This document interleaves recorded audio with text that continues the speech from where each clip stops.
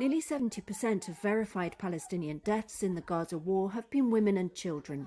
That's according to the UN Human Rights Office on Friday, which condemned what it called a systematic violation of the fundamental principles of international humanitarian law. Israel's diplomatic mission to the UN in Geneva said it categorically rejected the report. The UN tally since the start of the war, in which Israel's military is fighting Hamas militants, includes only fatalities it has managed to verify with 3 sources. And counting continues. So the 8,119 Palestinian victims verified by early September is a much lower number than the toll of more than 40,000 at that time provided by Gaza's health authorities. But the UN breakdown backs the Palestinian assertion that women and children represent a large proportion of those killed. Jeremy Lawrence, spokesperson for the UN High Commissioner for Human Rights, said in many instances the killings of civilians could amount to war crimes.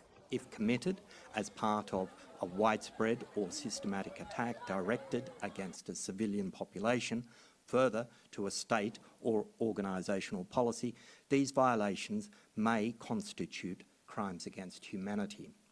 And if committed with intent to destroy, in whole or in part, a national, ethnical, racial or religious group, they may also constitute genocide, the report warns. Israel's military says it takes care to avoid harming civilians in Gaza.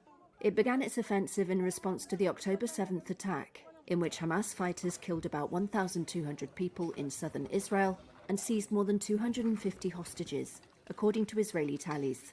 Friday's 32-page UN report found that in 88% of cases, 5 or more people were killed in the same attack, pointing to the Israeli military's use of weapons with an effect across a wide area, although it said some may have been killed by errant projectiles from Palestinian armed groups.